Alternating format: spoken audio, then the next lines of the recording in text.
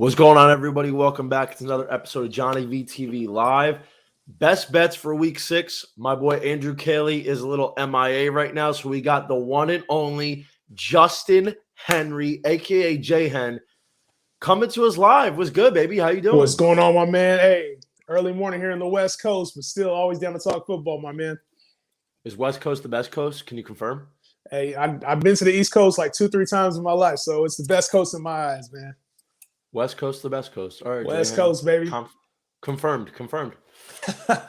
All right, man. So you know what? We got a lot of action coming in early to start it up for, week 6. But before we do that, I'd like to get some reactions from the previous week. So who or what stood out to you in week 5? Week 5 to me was interesting because we saw some of the teams like kind of take that next step. So we saw like Baltimore really kind of level up. We saw the Bills level up against the Chiefs. And we've even seen like Tom Brady from week 5, he was out there throwing 400 yards. So we saw him even level up to an extent. So I think we're seeing some of the separation from the rest of the pack. To me, that was the big highlight of week 5. It's like, all right, I think we're starting to realize who the top dogs are now. The Chargers came in and played really well. Like we're just starting to see some of that separation. I think that, the first quarter, first third of the season is starting to show us. Absolutely, man. It's funny because I'm going to say I got to go with my guy here. Justin Herbert, a.k.a. Herbie Fully Loaded. He's just like, remember that movie with Lindsay Lohan, that movie Herbie Fully Loaded? And he's like, the little car. And I missed that. I missed that one, man. That was after my generation, man. I missed that one. Yeah, I mean, listen, I'll be straight with you. I never actually saw it, but I think the car was Herbie. So that's like Justin Herbert, man. He's announcing himself as one of the best quarterbacks in football. I mean, when you look at Patrick Mahomes and Aaron Rodgers, I think Herbert is the only guy that can actually do some of the things they can't let those two can. So when you mentioned Patrick Mahomes, some of the throws and the reads that he makes, Rodgers is obviously, he's been there for a while, but now Justin Herbert's entering that conversation. There's only maybe 2 quarterbacks that can do what Herbert's doing, and one of them is like Patrick Mahomes, and now they're playing in the same division. I just love what I'm seeing from Justin Herbert. He's really stepping up, not only in his MVP bid right now, but he's looking like one of the best quarterbacks in football, period. Yeah, I give him a top 10. He's locked for top 10, probably top 7 quarterback. He's somewhere in that range, I would say. And I'm not ready to just hand it over to him because I feel like that's earned. That's something that you have to win a lot of football games. You have to go into the playoffs and make a difference and not just have a hot start. I think this new offense coordinator has helped him tremendously. This new offensive scheme, the elevated play of Mike Williams has really helped out a lot. Just kind of letting him trust his arm. And I think we'll also see some type of bumpy path for Herbert as well because he really hasn't had any struggles so far this season. And I think when you look at some of those other top-tier quarterbacks, when you're talking Josh Allen, you're talking Pat Mahomes, you're talking Kyler Murray, you're talking Lamar, they've kind of already gone through some of those struggles that Herbert, we haven't really had to see him go through yet. So I want to see him go through the ringer and shoot. If he's just that dude and he doesn't struggle at all, then we're going to be talking about one of the all-time greats here, if that's truly the case. You know what I love, dude, and I say this in all honesty. Look at the Chargers last year. The Chargers have had, let's just call it what it is. They find ways to lose games in the past that no other team can except for maybe Atlanta. And that was under Anthony Lynn. I'm a big Anthony Lynn guy. I thought he was a great coach. It just, he was making really bad late game decisions, clock management, just poor coaching decisions with the game on the line. Now, all these games the Chargers were losing last year, fast forward to 2021, they're winning those games, those one-possession games, these fourth down calls. Brandon Staley is a breath of fresh air. He's just making all the right decisions, clicking all the right buttons, and it's just great to see LA, a team that was notorious for losing games in new and exciting, heartbreaking fashions in the past. They're overcoming that and winning it. It's just it's amazing to see. And obviously, the architect behind it's Brandon Staley, but the trigger man's Justin Herbert. And I love what I'm seeing, man. Yo, got Keen Daddy. Mike Will's finally realizing his potential.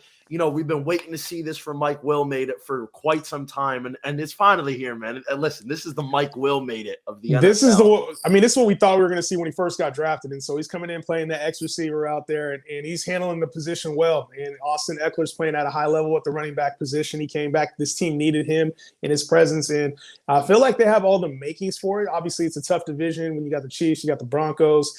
Raiders playing well too. So, I mean, it's a tough division, but they look like the dogs out there right now. And unless the Chiefs figure something out, man, this is their division to lose. Certainly sounds like it. So let's fast forward here. Give me the week 6 matchup you're looking forward to the most. I am. We're talking Chargers, obviously, and they play the Ravens this week. And I think that this matchup to me is going to be one of the marquee matchups of the week. I think when you got two quarterbacks that are playing at a really high level right now, both defenses are really good. I think this is going to be one to watch, man. The same way you're talking about the Chargers are finding ways to win games, the Ravens have found some crazy ways to win games this entire season, man. No, absolutely. Listen, we talked about it off air. I think the Ravens are, I don't know, if John Harbaugh's got a little leprechaun in his pocket, but man, they are one of the luckiest teams I've ever seen. Baltimore easily could be 1-4 right now. Yes, they're finding ways to win. They got things going their way. And the interesting thing about this game was, and I checked this a couple days ago, over 90% of the public action was on LA. And wow. that's evened out a little bit. So when I checked it earlier this morning, it was close to 75% on LA. And don't get me wrong. I always tell people, fade the public. The public is going to win sometimes, but you got to fade the public. Once you're hitting like 65%, that's fade the public. You're approaching that territory, 70%. But at the end of the day, man, like at some point, the other shoe has to drop for Baltimore. At some point, like their defense is horrible. They've allowed 400 yards or more in 3 of 5 games this season. And then you got LA's offense. It's the top 7 offense. They're just moving the ball down the field. Like I said, I'll say it again, Herbie fully loaded. That's one of my favorite phrases for the season. At some point, it's got to come down for LA. And I don't like that it dropped down to – it originally was 3.5. It was 3. Now it's 2.5. I'm not a big fan of it, but I think at the end of the day, LA is going to come out, get this dub. Lamar Jackson, obviously, he had probably the best game of his career on Monday night. It's a short week. It was an emotional win. I don't know, man. I just think LA is so much better of a team that they should win arguably by 6-7 points. Here's where in the line normally tells a story. The line normally tells a story. And it says a betting man, the line tells a story. And when I saw the line come out, Ravens -2.5, I was like, okay, there's a lot of things to factor into that.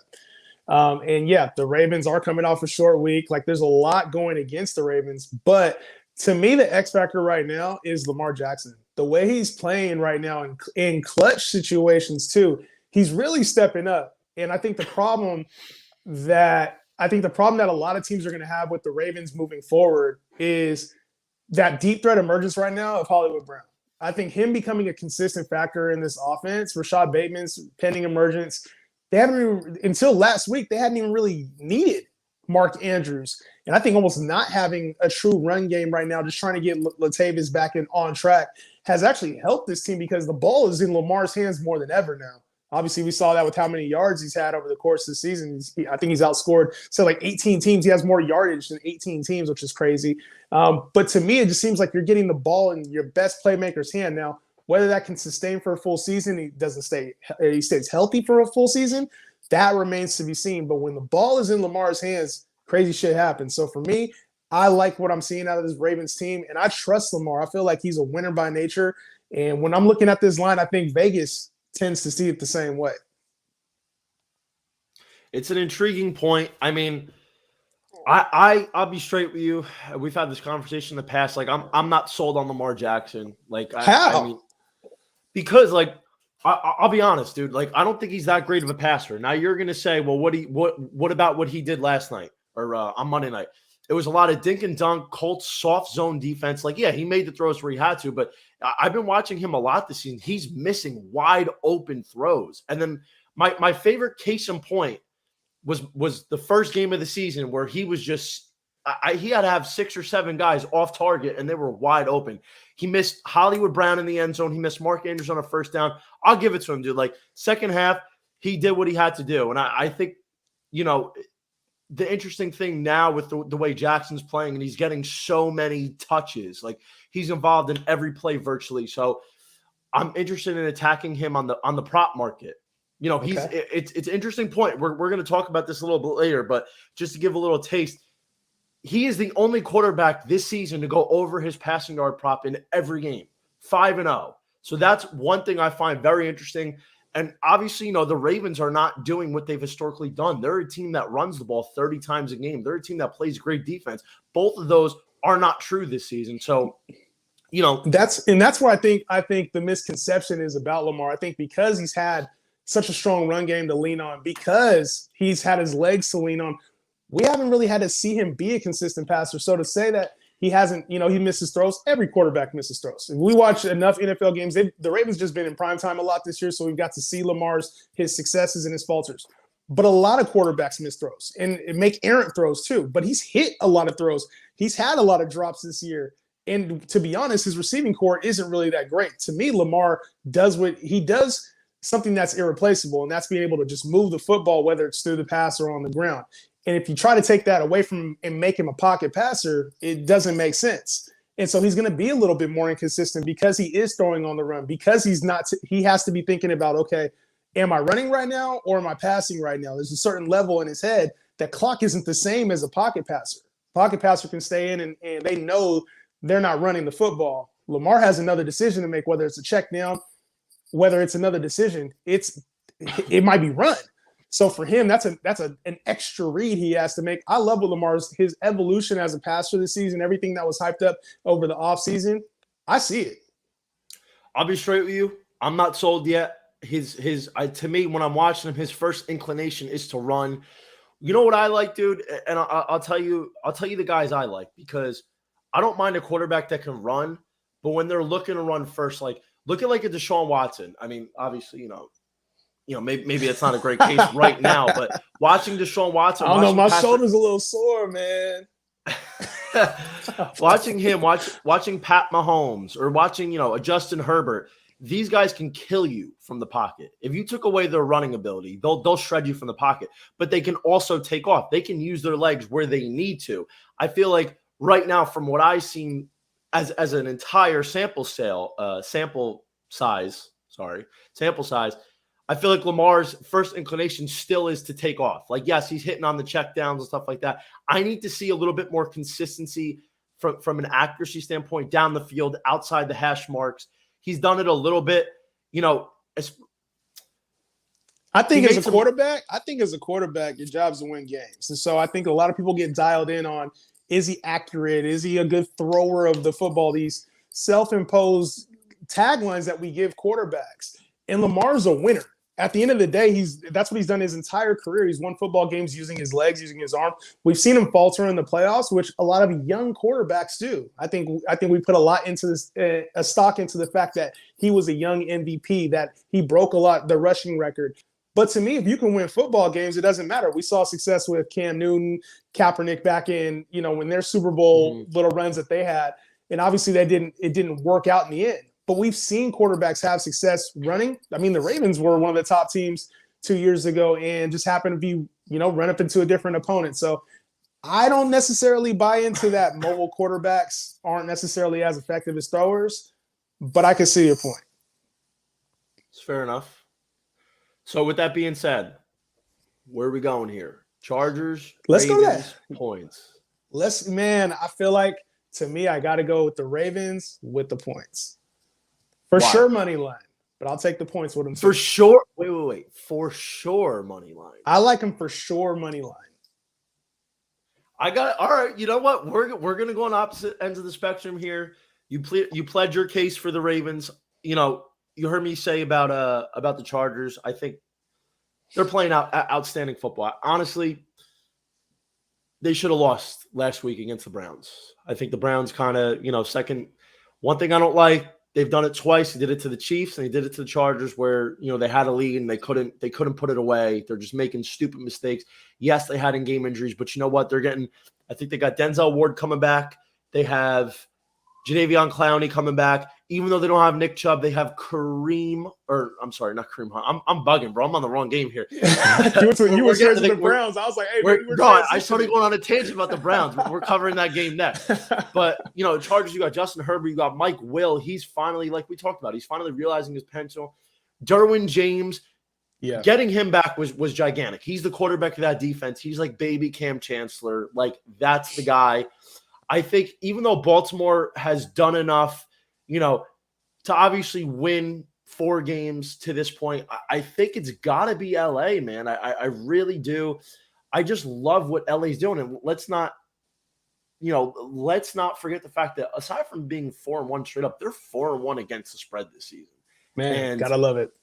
At some point, the shoe's got to drop for Baltimore. Their defense is getting killed. It's just the way they're playing is just not sustainable over the long haul. And let's call it what it is. If it wasn't for Justin Tucker, a 66-yard field goal, the longest field goal in history, they lose to the Lions. A lot of woulda, shoulda, coulda. I know, but at some point, the chicken's got to come home to roost. We'll see, man. I'm going both up, baby. I'm a big believer in Justin Herbert. Herbie, fully loaded. What do you feel about this one little factor? East Coast, West Coast travel, because that affects a lot of teams. And obviously, the Chargers will be going to Baltimore early start. What's your thoughts on that? You know what? I think it can affect certain teams in different ways. But the bottom line is, look how great Brandon Staley's got his team prepared this year. I think he's going to weather that storm. Now, the Ravens are fortunate because, they're playing this game at home off a short week. This is a tough team. If you look at it so far, they played the Chiefs at home, played the Chargers at home. Those are 2 big AFC opponents that if they're going to make it down the stretch in the postseason, they're going to have to face these teams, and they get them at home. I'm not saying, the travel doesn't mean anything, but I think Brandon Staley, the way he's going right now, he's going to have his team prepared, and good teams find a way to overcome situations like that. Facts. I love it, man. Now, I think we're in for a hell of a game, I think so, too. I'm excited. And I love the fact it's a 1 o'clock kickoff. We're definitely going to touch a little bit more on this game in just a little bit. But I got to go my matchup of the week here, J-Hen. Love me my AFC Super Bowl representative preseason. Ooh. Cleveland Browns hosting the Arizona Cardinals. Ooh. Let me ask you a question. Can a bird fly in a rainstorm? Well, listen to this, man. I actually, when the Cardinals were making moves this offseason, I know you won't believe me, but you got to believe me because you know me. I don't bullshit a lot. You know me. When they got J.J. Watt and then they made the move and got A.J. Green, I said, this team's going to be a Super Bowl contender. Everybody looked at me crazy because the Rams had just got Stafford. The Niners were getting back all their players. The Seahawks obviously do well in that division. And the Cardinals looked like the worst of the bunch. And I said, you know what? This team is going to be really good defensively, and they're going to be a problem offensively. I talked all offseason. I have a channel called Fantasy Gods. And so I talked all offseason about this Chase Edmonds, James Conner backfield, this aerial attack. Now they got Rondale Moore. I love the Arizona Cardinals this year. Did not see them starting the season 5-0, though. Caught me off guard, and I don't know if they can fly in all that brown dookie stuff out there. Oh, my God. You're wild. The Brownies. So here's what it is. I think you've been talking to Nick Durst, by the way, my beloved co-host on JohnnyVTV Live on Tuesdays, because he was big into Arizona coming into the season. I'll call it what it is. I'm a big Kyler Murray guy. He's like Tommy Pickles reincarnated. Like if that's why I call him Rugrat. Like if Tommy Pickles was a real person, it'd be Kyler Murray. No question about it. He looks like a little Rugrat, little pitter patter of feet running around on Sundays on the gridiron. Now listen, let's call it what it is. Arizona's also been the beneficiary of some fortunate events. They should have lost to the Vikings. You could say maybe, here we go. Oh, listen, bro. This is the game we got. I get it. I'm just saying, like, I'm doing it from an analysis standpoint. Like, we got to point this stuff out. Arizona, they've played pretty well. A case could be made that they might have got upset by the Jaguars. Trevor Lawrence got in his own way with the pick six. I mean, Arizona did everything they could to lose that game, and Trevor Lawrence one-upped them. I'll say this. I've been circling this matchup for a while. The former number one picks, Oklahoma Sooners, battling it out. Here's my issue. This line moved a lot. This was 2.5. Now, fortunately, I got the Browns at 2.5. If you didn't, it sounds like a you problem. Even without Nick Chubb, they got Jadeveon Clowney coming back. They got Denzel Ward. Those guys didn't play, or they got hurt midweek against the Chargers last week. Now, even without Nick Chubb, Kareem Hunt is a dog. He's a dog. I love Kareem Hunt. They're at home. It's projected to be very windy, maybe a little bit of rain. This is not something that a team in the desert that plays indoors that's got an air raid attack is going to want to come East Coast or Midwest, whatever you call this geography of Cleveland, to face the Browns. And here's the big thing. The Browns are by far the best rushing team in football. Now, a lot of it hinges on the Chubb-Hunt duo. They average 187 yards per game on the ground. They don't have one game under 150 rush yards. Arizona's run defense is bottom 5 of the league. So I expect Cleveland to still be able to get after it, even without Chubb. Let's go Kareem Hunt. And the big thing here, J-Ham, we talked about this, there's no Cliff Kingsbury for the Cardinals. Not only is he their head coach, he's their play caller. There's no Chandler Jones. He's got COVID. Now, they're going to get D-Hop till they drop back. He practiced yesterday. But those are two big losses when you're going on the road to a tough team that you don't match up well with necessarily. Yeah, I see a lot of problems for Arizona this week. And I'm a big Cardinals fan. I love what they're doing. But Chase Edmonds is banged up. D-Hop's banged up. You mentioned Chandler Jones is out. And when your head coach is out, that leads to a lot of problems. Consistency with play calling. So Kyler can try to do all he can. But I see this being a problem matchup. Nick Chubb being out, to me, is a big factor for this run game. And I see the Browns actually opening things up a little bit in the passing game. I think there'll be a lot more dump-offs. I think we'll see a lot more short yardage passes, some mid-range throws. I think Odell gets loose this game for the first time. I really see this passing attack kind of opening up, even though they're outdoors and the weather may not be the greatest. When I look at the Cardinals right now, it seems like they're a little banged up. It seems like they've been challenged by some easy teams, which good teams normally don't let easy teams kind of push them. So this Browns team is hungry for a win. You can tell they're hungry for a win, and I don't see it going well for Arizona today. I would pick Cleveland money line. And I'm not sure about that 3.5, man. If it was 3, I probably would go Cleveland. That 3.5 does scare me. The hook. Bro, the hook. I hate the hook. And I'm tired of these lines moving. Listen, I touched this on the show on Tuesday when the line was 2.5. And I was like, listen, I'm all in favor of taking Cleveland. Obviously the injuries hadn't shaken out yet with Nick Chubb. But, man, I got to be honest, at the end of the day, the matchup is the matchup. As great as Nick Chubb is, Kareem Hunt, he's arguably a better running back. And I know their duo works better than just one guy, but I still think they're going to figure it out. Cleveland, I'm sure they have a really bad taste in their mouth going into LA, putting up 42 points and losing. They couldn't salt away a 10-point lead late in the game. I know that's got to be sticking to their craw. Baker Mayfield, I know he's a little banged up, but man, this has got to be one of those games. You can't let this game get away for the Cleveland Browns. I think this is a must-win game in Cleveland's eyes. Especially if they're going to be one of those AFC contenders that we're talking about them being, and they established themselves last year as it's almost like a must-win game. And I feel like the Cardinals being 5-0, the only undefeated team left, coming to East Coast, it just may not have the same importance to them, especially without their head coach, man. I know we actually brought it up, but to me, that has such a big importance. We saw the Saints, I think it was week 2 and week 3, just look like a completely different team when half of their coaches were out with COVID. It makes a big difference. So I think if the Cardinals win this game, it's going to have to be one of those late Cleveland messes up the game type of wins. I just don't see them being that sloppy this game, and getting back some of their defensive weapons, I think, is a big factor. Yeah, man. You know what? I have a feeling this is just one of those games where They might play a little sloppy. I foresee, like, I have a crystal ball, and like I looked at it this morning because I was really curious, and I was like, you know what? Let me answer my own question. I see Arizona just playing a sloppy game, like it's just windy. Chase Edmonds, like you said, is banged up. James Conner is the most useless person in football this season. Like he literally is he's a mooch. That's all He's just he is. Like Lendell Chase Edmonds White. does. Yeah, bro. Like Chase Edmonds does all the work, and James Conner gets all the tutties. Yeah. While he's averaging less than like 3.5 yards a carry. It makes me sick. It's like Mike Davis in Atlanta. Just Mike Davis is worse. But to me, man, it's like when you build a Madden team. You ever done like a Madden franchise? Yeah, of course. Yeah, so you build your own Madden franchise, and you get your players in there, and you know exactly how you want to use them, and you've been calling plays, and you hand the sticks over to somebody else. They don't know what the hell to do with your team. Even if you told them what to do, they don't manage the game the same way.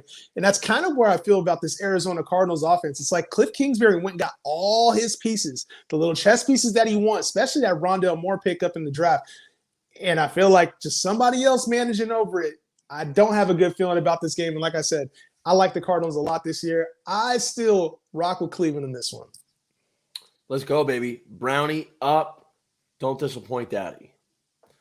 All right, here we go. We got the last game highlighting on the slate. Let's go to Chicago, where the Packers are laying now 6 at the Bears. What do you think here? Division games are tough. You always look at division games, and they tend to go a little bit differently than how they play out in your head. You're like, all right, Packers should just mollywop the Bears. Obviously, Justin Fields starting to come into his own a little bit, but to me, it still seems like there's a lot of growth that's needed on his end. I like this Packers team over 7. Like, I think that this is a blowout game. I think on paper, everybody thinks Chicago is a better team than that they are, and I think the matchup, the Fields versus Aaron Rodgers matchup, to me just seems way overrated. Like way, the Rodgers side is so much better than the Fields side to me. And I don't know. I just don't see the same. I don't see the same thing everybody else does in Justin Fields. I think he's very well poised, but I think there's a lot of room for growth, and he still has a lot to develop. So I think this is a matchup where maybe premiere-wise for the TV, for the ratings, you see Fields, you see Rodgers. It looks like the new NFC North guys taking over. But to me, it just seems like Aaron Rodgers, Devontae Adams are so locked in right now.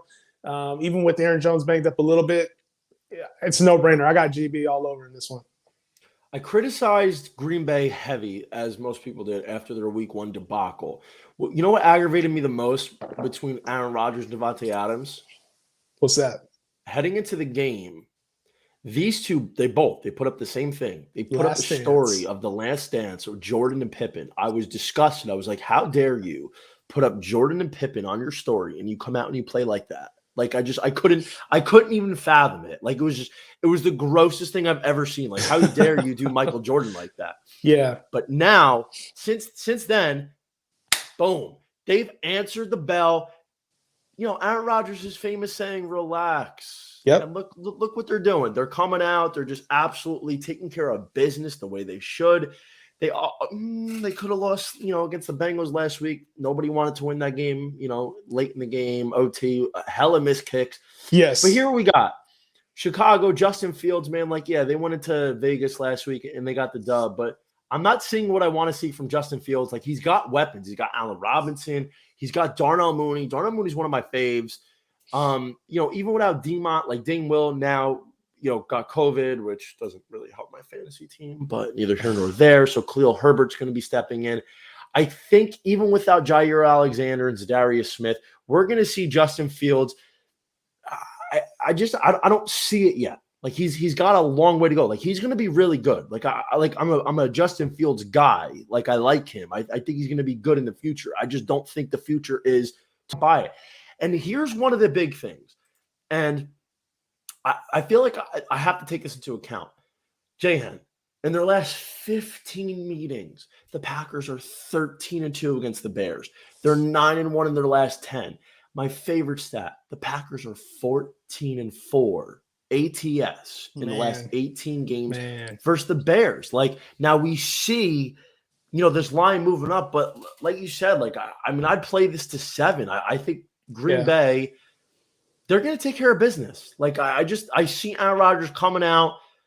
typical for Blood. Like, I think he throws 3 tutties. I think Tay Adams continues his balling ways. Like, what do you have? 11 for 206 and something a crazy tud against Cincy last week. Like, I think we could see Green Bay come out and just mollywop the Bears as they've done very well in the past. I see it too. And the one problem that I see about teams, and this is one of those things I always look for, is does the team continue to play hard after they're getting blown out, right? There's some teams that go and they'll lay down, or there's some teams that will go and continue to put it on.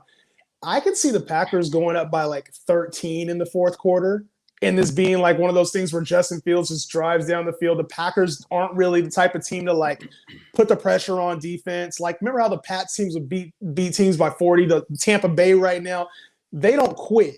I feel like this Packers team, once they get that lead, I think we saw it a couple weeks ago with Aaron Rodgers, and they just kind of lay off. It's like they go up and they're not looking to kill anybody by 30, 40 anymore.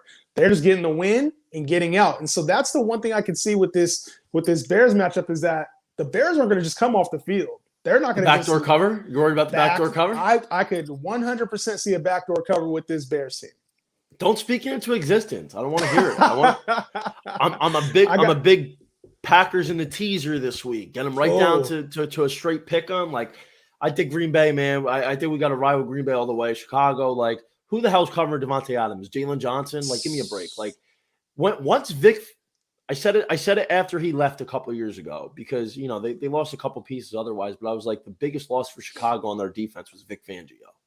Like, his defense, you know, he actually, when he was there, he handled Aaron Rodgers and the Packers offense pretty well. Yeah. I got to say, like, he was limiting them in, I think it was 2018. So the fact that he's not there anymore, and, you know, they let Kyle Fuller go to Denver, like, that's a big loss, man. Like, well, I think their whole running game situation too, like losing, I think Darrell Williams or Damian Williams is out this week, and then also COVID. And then also obviously Montgomery's on IR, out for a few weeks. Excuse me. Herbert to me is not a capable backup. We haven't seen him come in, and I mean, it's really going to be on Fields a lot. He's going to have a lot of pressure on him today. So the only way, like I said, the only way I see this being a cover is a backdoor cover. I don't think that the Bears are very competitive in this game. I'm streaming Khalil Herbert, so let's have a good game here. He's the RB1 this week. So catches. He'll get the catches you need. Maybe not the yards and the TDs, just the catches you need. Listen, I need just give me like 12 to 15. I need some points. Here we go, baby. We got some player props. We're starting it off. Jay Hen, give me some of your faves this week. I really, really, really like Odell to have a bounce back game. One of those games where you're like, okay, Odell is back. I think his player props at 47 yards or something ridiculously low. I like the over with him today. I like him to reach 75 to 100 yards today and potentially even get a score. So if you want to double down and do an anytime score along with that, I would take both sides of that Odell. I think he has a big day today. Love to hear it, man. I think Odell, like, it's frustrating. The way, you know, he hasn't been a top receiver in the NFL for over 4 years. And obviously a guy is talented, as athletic as he is. And listen, some of it's got to do with Baker Mayfield. Like, Baker Mayfield's not the picture of quarterback bliss. But right. I want to see more from Odell. And he had a good game against the Bears a couple weeks ago. So I'd really like to see this cash in. And I know you're going with a Keen Daddy, anytime tutty. I need Keen Daddy to get back in the end zone, dude. Like, it's been a while. It's been a while since we've seen Keen Daddy in the end zone. He's due, man. At some point, he's got to get in the end zone. He's too talented of a player to not be in the end zone. And he's a dog. I've seen him speak up for his Madden rating, so I know he's speaking up. Hey, you got to be looking my way in the end zone, man. Keenan Allen, anytime score today. Probably get some good juice on that too.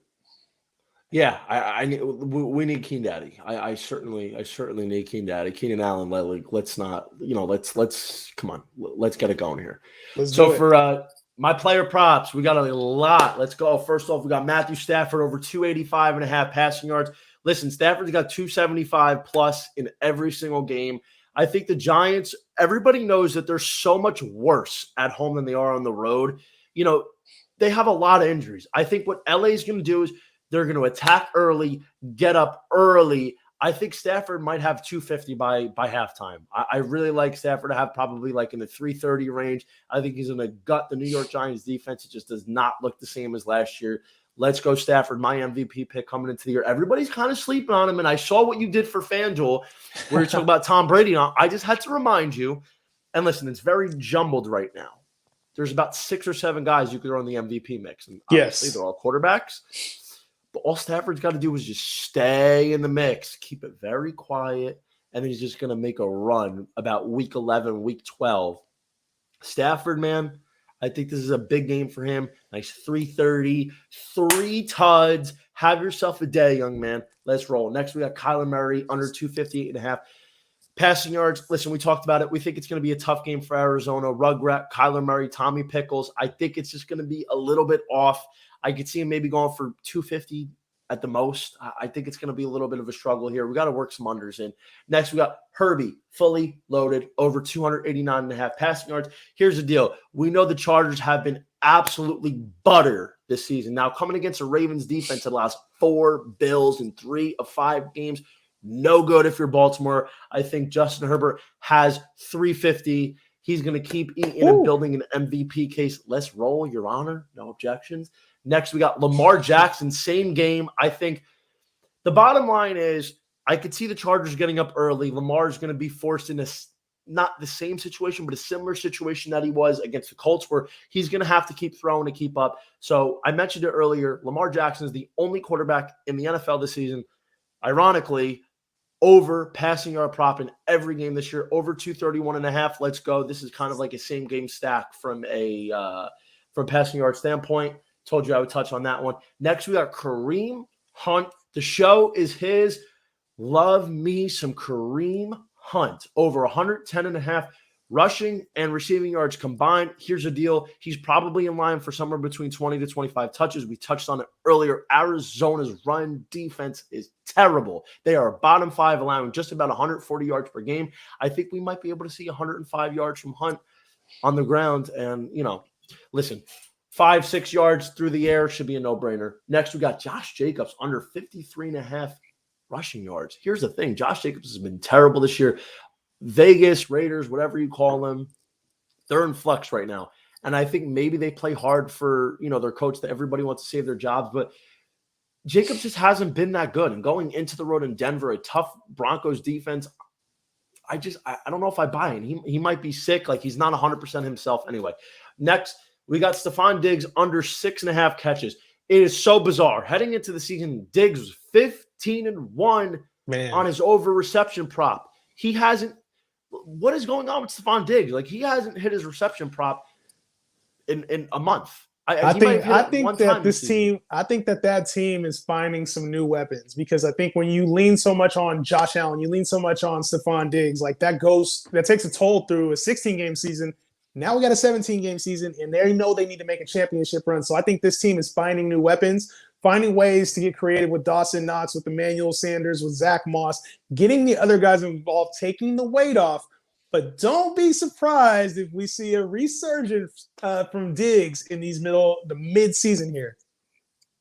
I'm waiting on it, man. I'm a proud fantasy owner of Stephon Diggs. He's definitely been a disappointment. Josh Allen, he is I don't know what he's doing. Honestly, Josh Allen's been weak this year. He's had a couple good games, and everybody's hyping him up for MVP. I'm like, bro, I personally don't see it right now. Josh Allen, I'm not biting the bait on him. I don't think he's winning MVP. Because let me tell you something. If he didn't win it last year with his numbers, he would probably at the bare minimum have to repeat what he's doing. So, Josh Allen, I'm not there yet. I think Stephon Diggs is under 6.5 catches. I mean, it's something to truly marvel at. Like, Diggs was a smash every week on his receptions last year, but Josh Allen's more interested in going to Emmanuel Sanders and Dawson Knox. Like, I'm not here for it. Yeah, we'll see. I think there has to be a shift, because I think those guys, Diggs gets a lot of coverage. So at the end of the day, those guys are going to have a little bit more uncontested, a little less coverage on them. I like Diggs to bounce back at some point, because defenses are going to have to adjust. Obviously, if those guys are killing him for 2 TDs a game, I mean, Dawson Knox is scoring a TD every week. Yeah, we need an adjustment here on Stephon Diggs. I think we're going to get it. I'm not sure when it is, but I don't know, even against a bad Titans defense, if this is the week. J-Hen, grace us with your favorite plays of the week. Man, one of my we going to merge? Are we going to merge right now? No. Your plays. We're not there on the emerge yet. Oh, I wanted to go. I saw the emerge, so for me, I lit up, man. My favorite plays of the week. We talked about one of them. Obviously, I love the Cleveland play. I love Cleveland money line. I think they just go and handle business today. I also think that the Detroit Lions money line is a great play if you're looking for a little extra juice. I think they cover the points and win the game in their first win. This is a home team. You saw Dan Campbell crying in the presser last week, man. This team is dying to get a win. I see a bounce-back performance. Amon-Ra St. Brown is the name to look out for. I think he has a big day today too. And one last one. I think that the KC Chiefs, man, going to Washington, this Washington defense has been struggling this year. I do not see it changing anytime soon, even with all the weapons that they have. I love the Chiefs in this game. I expect the Chiefs to come out and make a very, very big statement and say, we're not going away that easy with the points.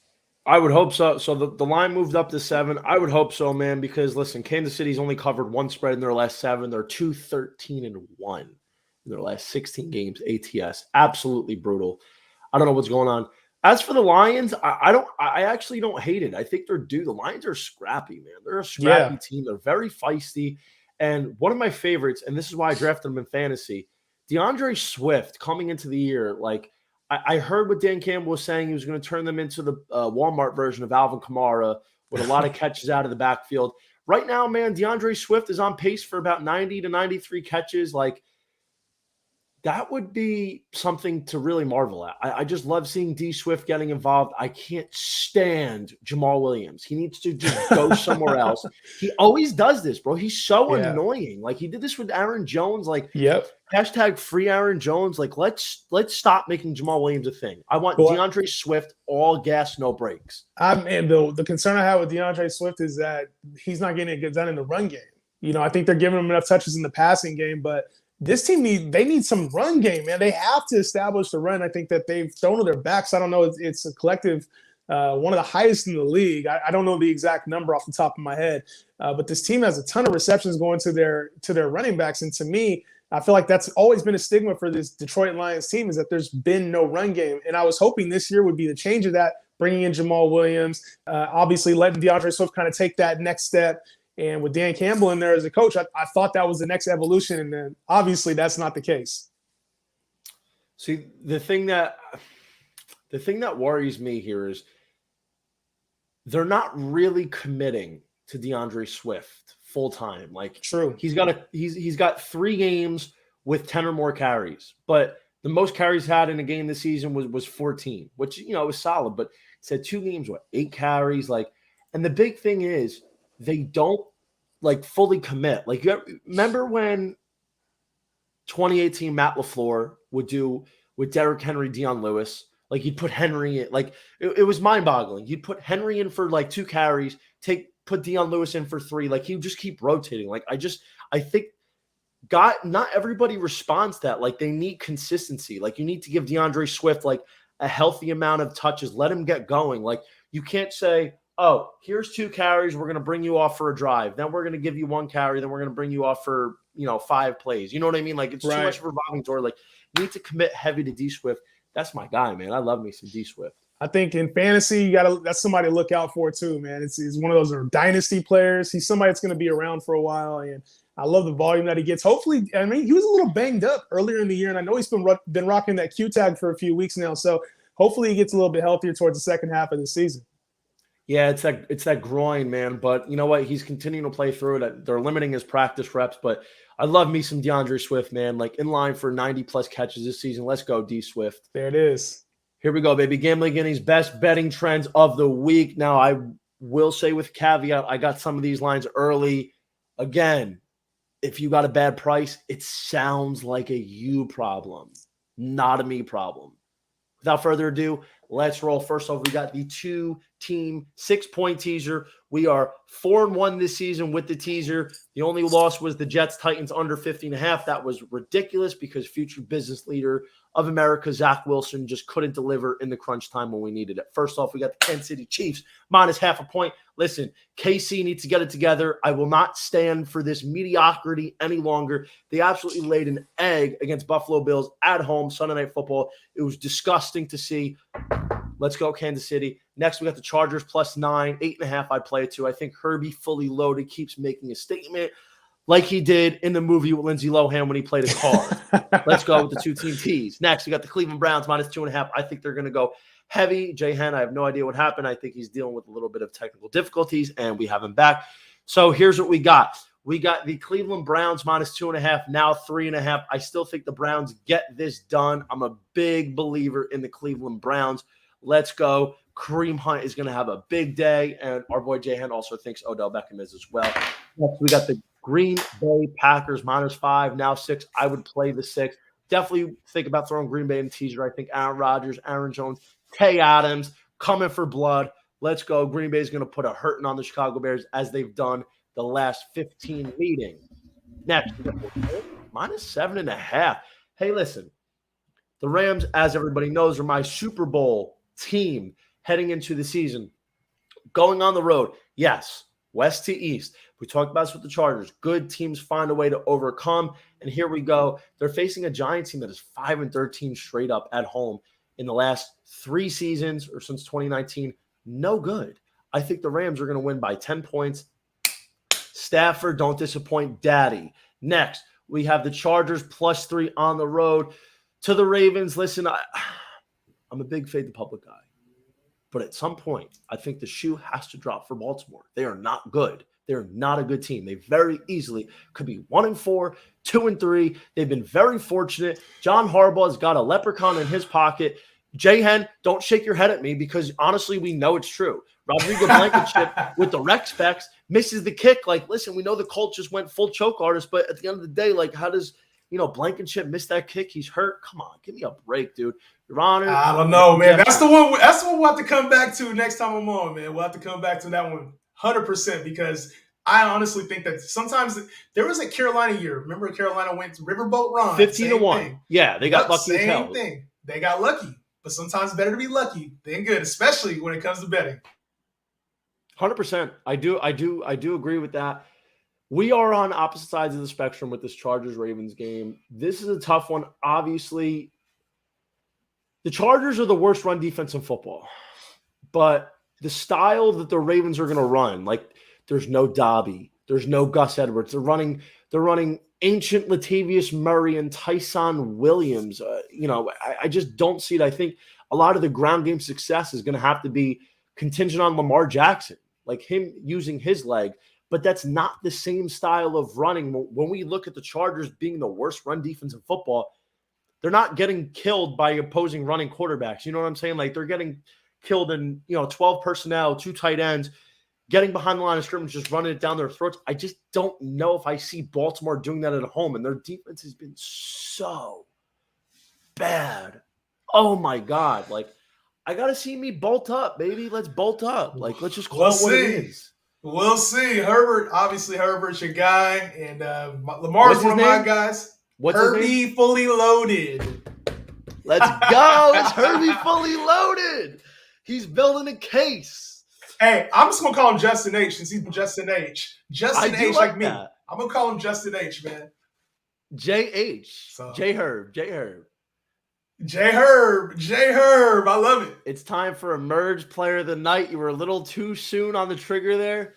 J-Hen, Emerge Sports Group, your company. Only fair that you do the Emerge Player of the Night. Emerge Player of the Night is going to come from one game specifically, and that's the Bills and Titans. But I'm going to give you 2 Emerge players. Stephon Diggs and A.J. Brown are both coming back to life this week. I expect it in a high-scoring affair. Both of these players come back. I'm going to announce this also on the Fantasy guys, where you can check me out as well. I find it very unsettling you didn't mention. I do love Arthur Brown. I do love A.J. Brown. But I find it unsettling you didn't say Julio. Don Julio is set to return this week. He's still the best. He's still the best receiver in football. He's an absolute prince.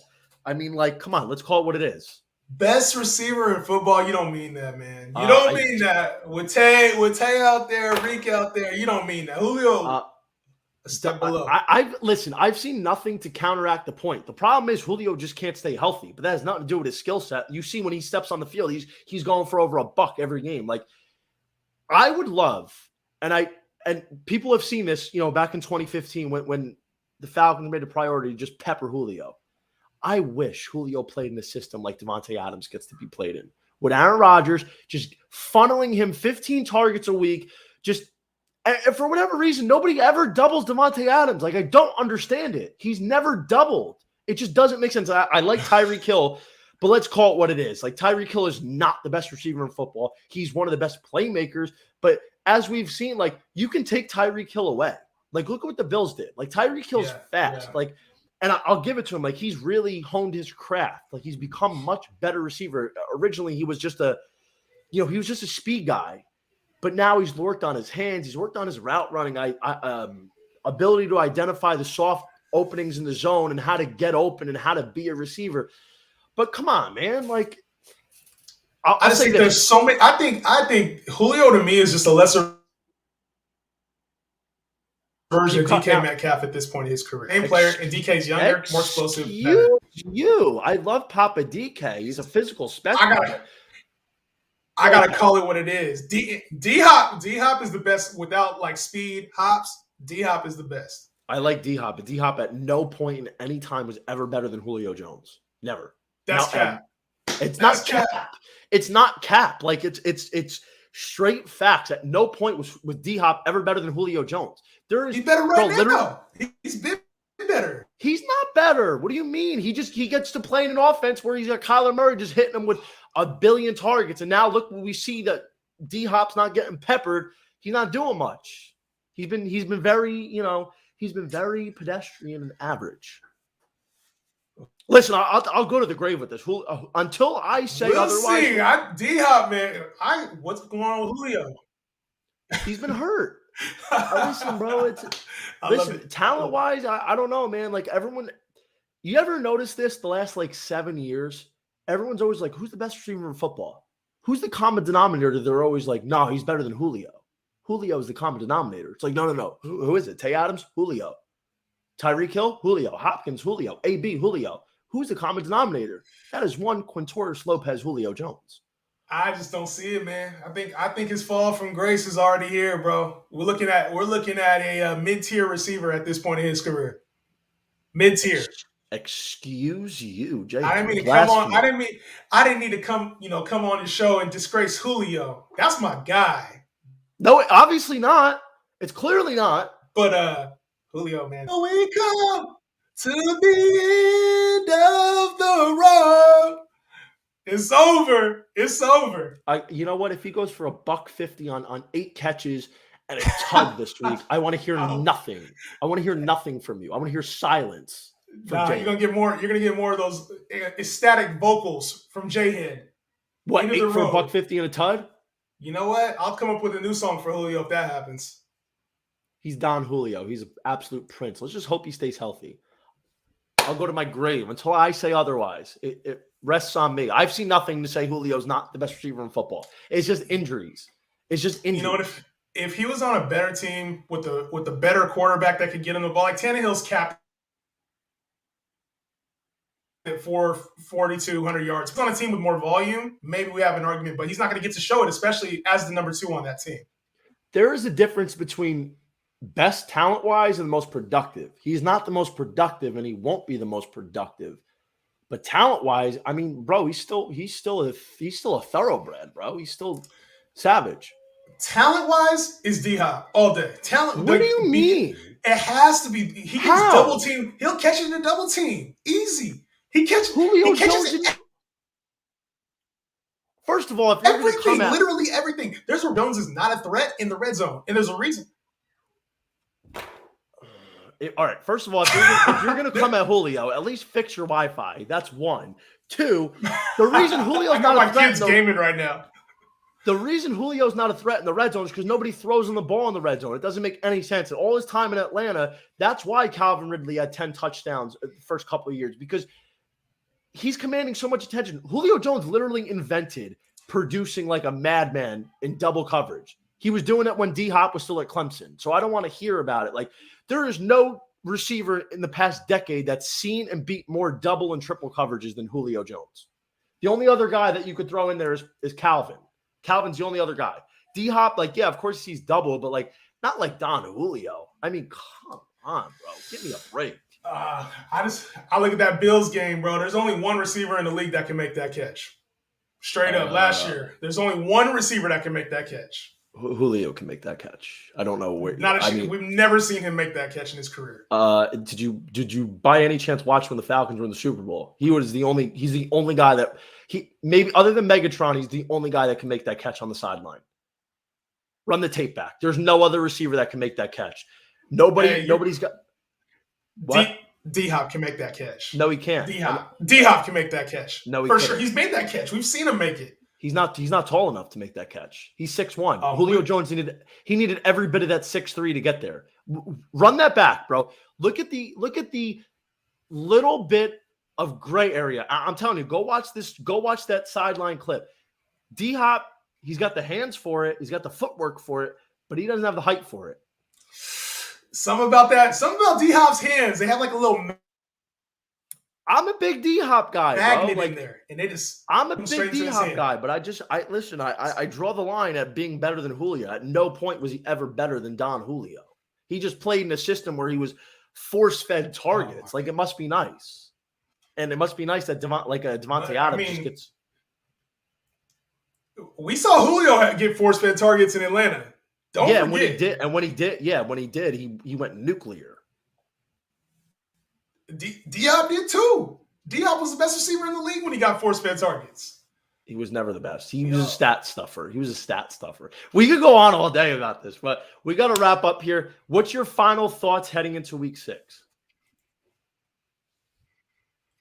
I think it's a big week for a lot of teams. I think we're going to see some sparks specifically this week in those heavy-hitting Baltimore games, the Cleveland game. I want to see some of these teams come out with big wins, statement games that need to be said. And I want to see a bounce back performance from the Chiefs too. Very curious about that. Absolutely, dude. We need to see Kansas City. We need to see it from Kansas City. This is a bizarre final thought, but what is going on this week? I want to know why. And I can't remember if I've ever seen it or I just haven't seen it in a while. What is up with all these star players really hurting on the injury report this week? All at the same time.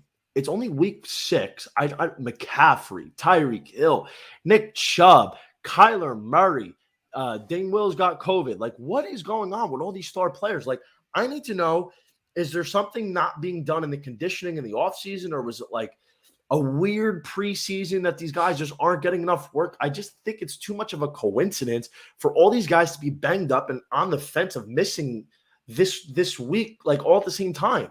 Call me crazy. Yeah, there's been a lot of injuries. Saquon's hurt, like just a lot of players. And I think we're going to see a lot more of that. With the 17-game season, unfortunately, the injuries are going to stack up. And it's a lot of the nicked and bruised type of instead of just the major injuries this year. Yeah, we're seeing a lot of them. And all I know is I'll say this. Christian McCaffrey better be back next week. I did not trade for him.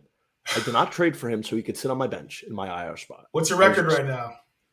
We're 2-3. We got hosed. A couple weeks ago. I need a dub. Yeah. Like Aaron Rodgers said, relax. Long season ahead. If you got C-Mac, you're gonna be just fine. I know, but I have C-Mac and Tyreek Hill on the same squad with little Diggs too. No. This is a different team. I have C-Pat on this team. Like, bro, C-Pat's just been butter. I love Cordero Patterson. He's butter. Balling. J-Han, we truly appreciate you coming on, joining us. Tell everybody where they can find you. Yes, sir. You can find me on all social media platforms at Justin Henry with a 3 instead of an E. You can find me at the Fantasy Gods. Find me on the FanDuel channel. You name it, I'm talking sports. Just Hoop Talk. We talk basketball in a couple months, man. It's all love. So I guess the $1 million question is, are we going to see you next week, next Friday? Are you going to be filling in again? Or Saturday? Next Friday or Saturday, potentially. potential. Don't do us like that. We need I have to. Hey, right now, bro, I got a lot. You heard all this stuff. FanDuel, Fantasy Gods, Just Hoop Talk. You'll see me somewhere. Hopefully, it's here on JohnnyVTV. Hell yeah, bro. I just, I thought I was important to you. You All are. right, bro. That's why I'm here. Listen, That's why I'm here. Have a great week. Thank you for joining us, and we'll see you again soon, bro. Emerge Sports All right, Group, my man. our boy Jahan.